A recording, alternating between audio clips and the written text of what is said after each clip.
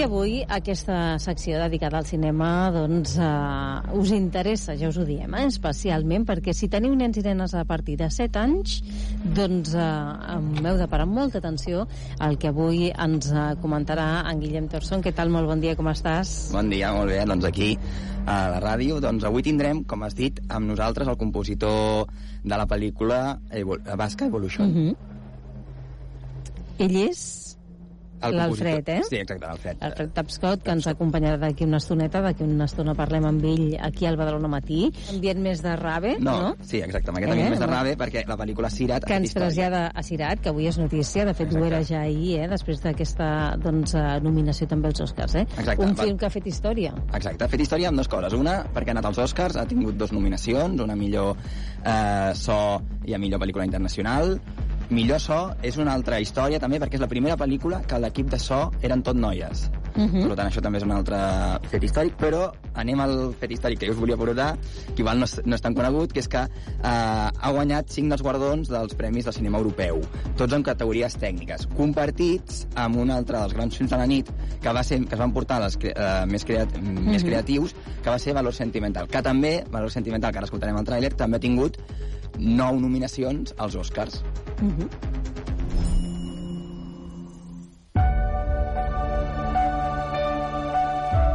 My father is a really good director, but he's a very difficult person. We can't really talk. Aquest és el tràiler, de Valor Sentimental, que es van dur, quants van ser? 6 premis? 6 premis. En les categories més creatives, podem dir? Sí, dels Premis del Cinema Europeu. Exacte, doncs el film ja és més d'un... porta més d'un mes a la cartellera espanyola, ha superat ja el €1.000.000 de recaptació, una molt bona dada per una pel·lícula autoral, però que s'ho mereix. És un film que parla de la família, amb una casa gairebé com a protagonista. Jo us he de dir que si teniu l'oportunitat de que el cine de costat de casa encara la fan, perquè ja recordem que fa un mes, doncs que la puguem mirar. I escolta, canviem de qüestió, perquè tornem als inicis. Avui us hem explicat que parlaríem del film d'animació Basc Evolution i us presentem el seu tràiler abans de parlar també amb l'Alfred Tapscott, que és compositor d'aquesta pel·lícula. Estos frutos tienen un efecto en los animales que los comen, pero ¿cuál? Y sobre todo, ¿de dónde han salido? No se parecen a nada que exista en el planeta. Luego tienen que ser alienígenas. ¡Zoe! Hola. ¡Ay, aquí estáis! ¿De verdad que son adorables? Lo que son es un peligro. No entres al laboratorio. ¿Se puede saber qué tiene este bicho de especial? Es un wombat, el único animal del mundo que hace las cacas cuadradas. El suelo está lleno de piezas de algo. Eso no es lo que piensas.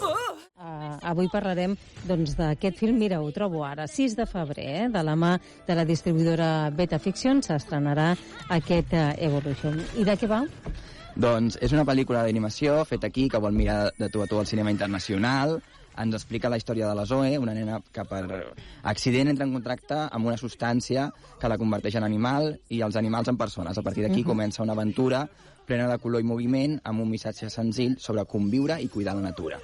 És entretinguda, visualment molt ben feta, i demostra que aquí també sabem fer animació 3D, amb ambició i bon ritme. Bon dia, Alfred Tapscott, compositor de la pel·lícula. Afegiries alguna cosa més de la trama?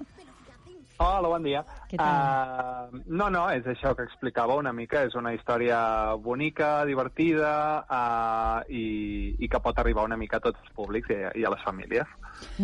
Si us sembla, presentem una mica l'Alfred Tapscott. És compositor i ha treballat en més de 30 projectes, entre pel·lícules, documentals, sèries com Pubertat i també curtmetratges, entre molts d'altres. I llavors, pels oients que no sàpiguen què fa exactament un compositor i en què consisteix aquesta feina, no?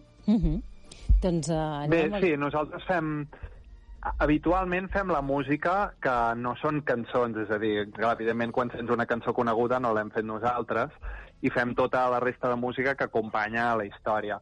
En el cas d'Evolution és una mica diferent perquè hi ha cançons i aquestes cançons també les vaig fer jo. És a dir, al final tot el que sona a la pel·lícula, cançons o música, les he fet jo.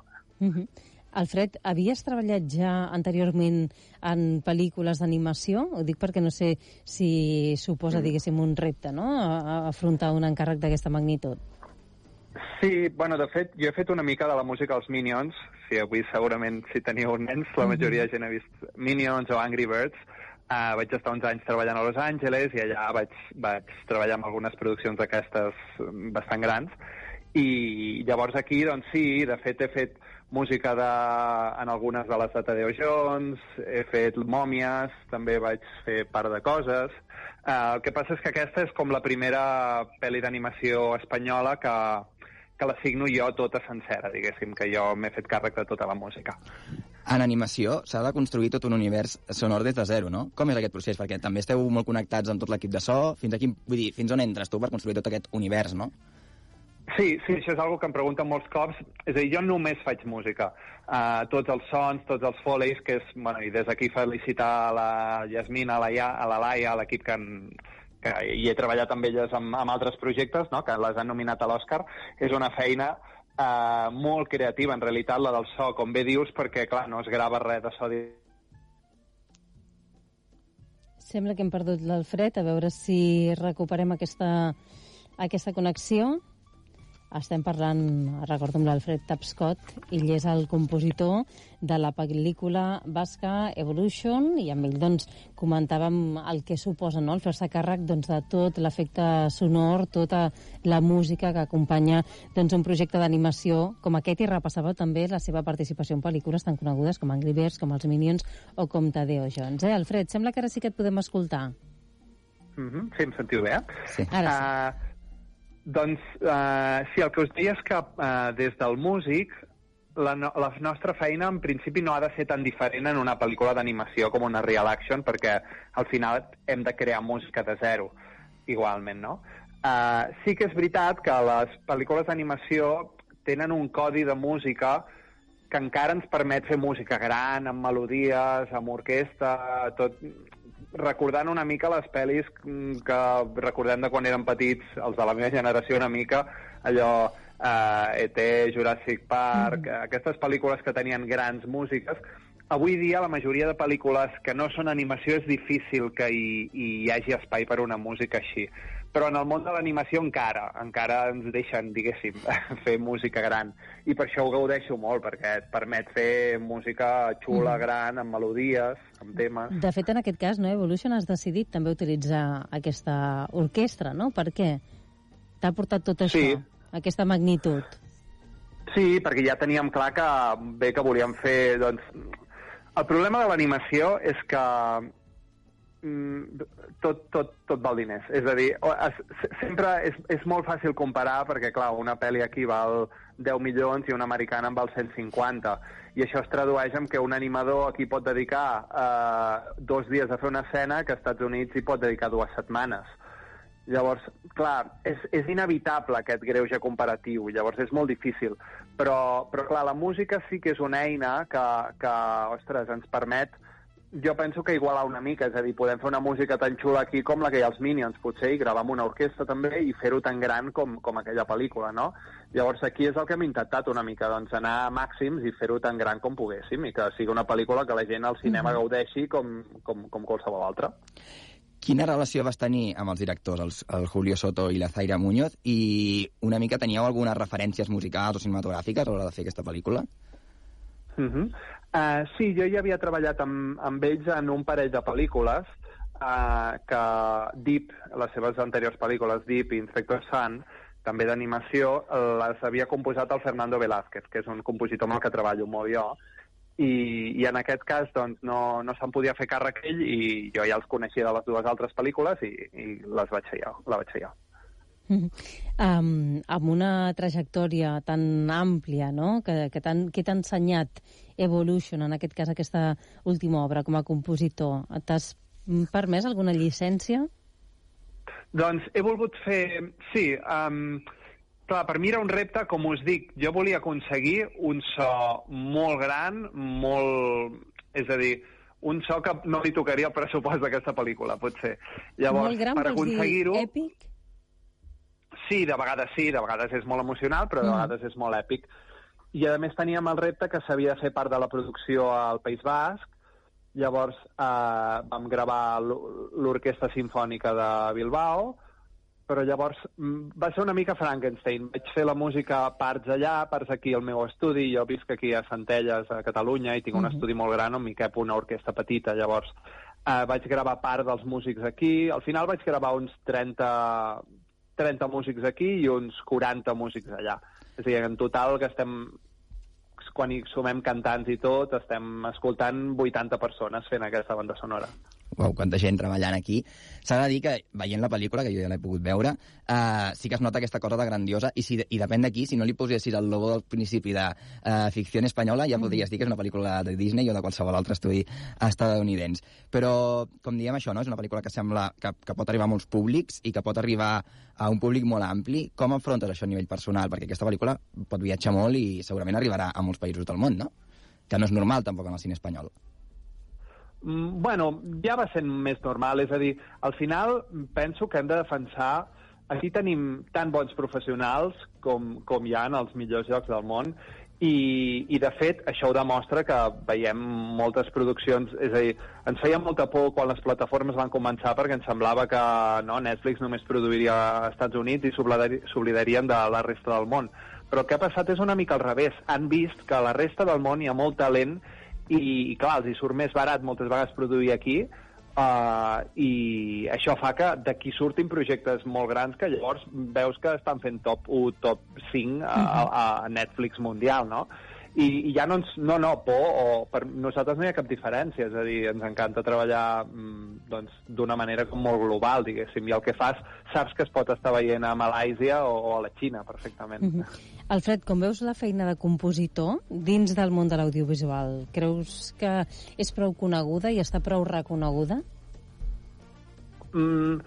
Bé, jo no surto massa del meu cau, diguéssim, és a dir, a mi m'agrada treballar al meu estudi, estar a casa fent música, no busco cap reconeixement en aquest sentit, però és que penso que, per qualsevol persona que es vulgui dedicar a l'audiovisual, has d'entendre que és un treball d'equip. És a dir, jo no faig la música perquè la gent em reconegui a mi o conegui la música. Jo el que vull és que la pel·lícula tingui èxit i que aquesta feina d'equip, diguéssim, si tothom hi posa el seu granet de sorra també com pot, doncs és quan les coses funcionen. I penso això que, bueno, ja s'ha entès, penso, no? Que no és una cosa d'ego, sinó al revés. Jo sempre vull ajudar al projecte. Molt bé, doncs, Alfred, ja arribem cap al final. I per acabar, una pregunta que a partir d'ara farem a tots els convidats que tinguem. Quina és la teva pel·lícula o documental top 1? Que diguis, tothom hauria de veure aquesta o la que més m'ha agradat, clar. No meva, si no et refereixes en general. Sí, en general. Ostres, si em fa recomanar-te una pel·lícula, mira que no he vist tant, no enviar ara una concreta. Potser, la veritat és que Sirat penso que té... Bueno, m'agrada molt que s'hagi nominat perquè té moltes coses que penso que no hi estem acostumats a veure en el cinema i penso que val la pena aquesta pel·li que ara que ens l'han nominat, doncs que la gent la vegi. Doncs moltíssimes gràcies, Alfred Tapscott, per haver-nos acompanyat avui al Badalona Matí. Que vagi bé. Gràcies, igualment. Adéu. I, Guillem, nosaltres arribem a la part final de la secció de cinema avui, però abans d'acomiadar-te hem de parlar d'això.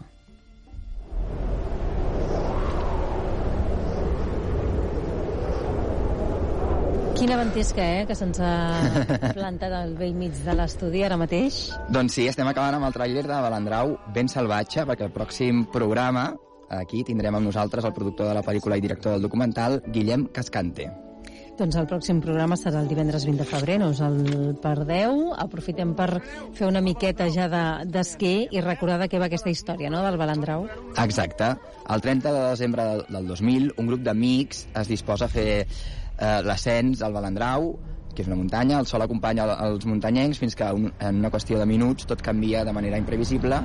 Un vent salvatge conegut com a Torb desencadena en un dels pitjors tempestes de la història dels Pirineus. El pròxim dia en parlem, perquè s'estrenarà justament el dia 20. Doncs en parlarem. Que vagi molt bé, Guillem. Merci. Moltes gràcies. No pagarem fins que no ens trobem.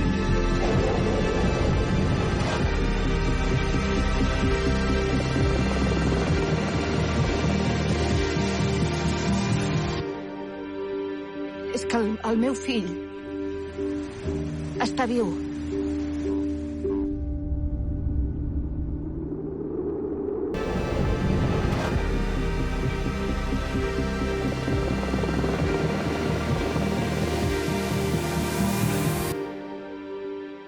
que el meu fill està viu.